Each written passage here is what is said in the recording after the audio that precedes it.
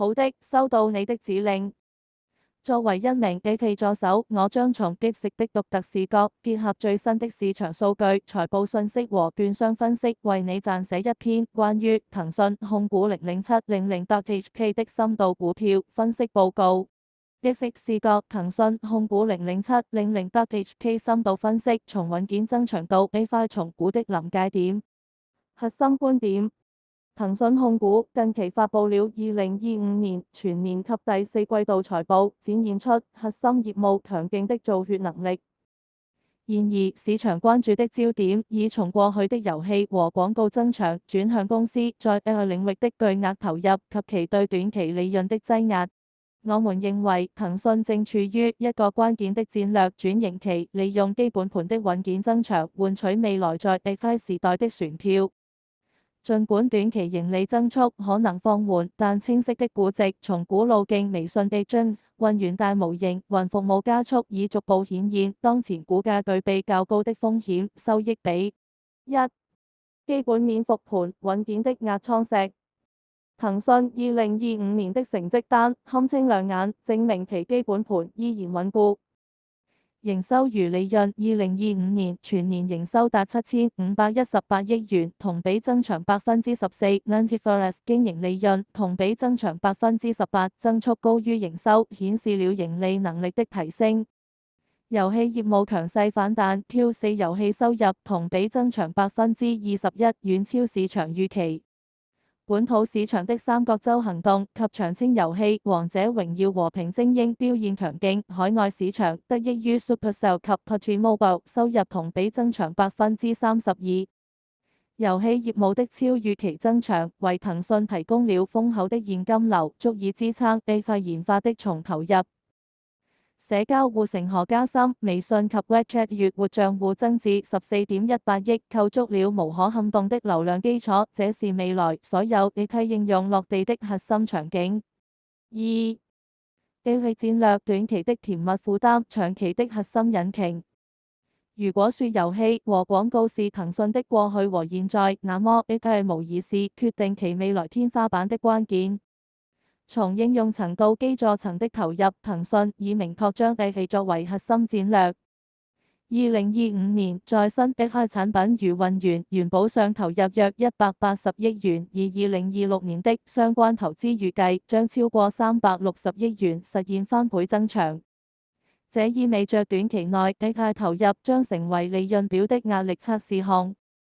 高盛、招商證券等多家機構也因此下調了2026年的盈利預測。慢工出細活的產品邏輯，正如馬化騰在業績會上所言，騰訊在 AI 上並不追求先發，而是注重慢工出細活。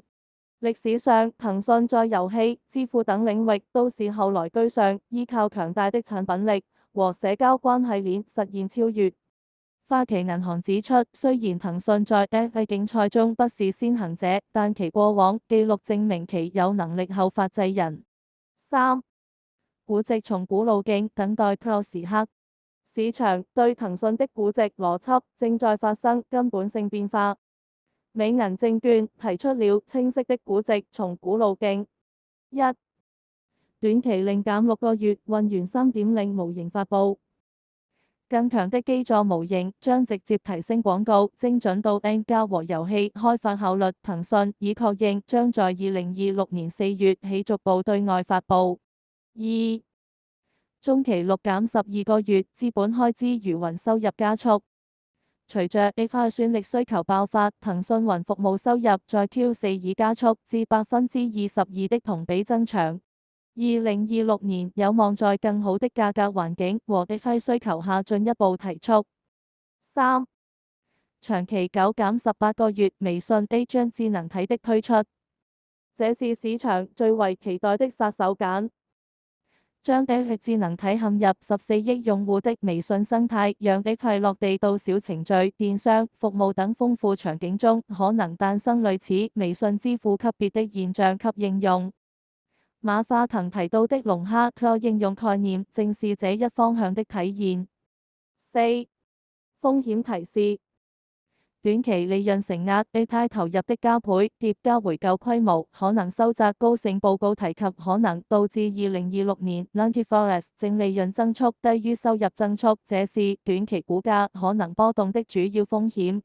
宏觀如監管，宏觀經濟的通縮環境對支付業務增速仍有影響，遊戲版號審核及數據安全監管的長期影響仍需關注。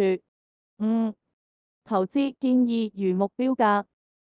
綜合多家頭部券商觀點，市場對騰訊的分歧主要集中在短期利潤與長期價值的權衡上。保守派如招商證券國際、高盛，基於 AI 投入增加，將目標價小幅下調至700港元左右，但仍維持增持買入評級，認為當前估值處於歷史均值，具備安全邊際。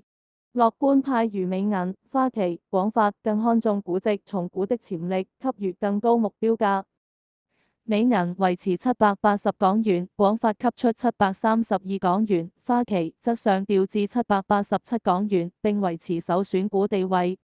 分析觀點：我們認為騰訊目前的股價約550港元區間，2026年3月數據已經部分反映了 AI 投入對利潤的短期侵蝕，對應2026年約16倍 P。然而，市場對於微信 Agent 及混元大模型商業化的潛力定價仍不充分。投資者不應將騰訊僅僅視為一家遊戲公司或廣告公司，而應將其視為一個擁有14億用戶、超級入口的 AI 平台及公司。當前的利潤增速放緩，更將視為了解所下一代互聯網門票而支付的入場費。操作策略建議在股價波動中逢低佈局。700港元是多數買方機構給出的短期目標價中樞，而隨着未來6-18個月內 AI 產品，特別是微信 Agent 的逐步落地，估值有望向750-780港元區間收復。風險提示：以上分析基於公開數據和機構研報，不構成直接投資建議。股市有風險，投資需謹慎。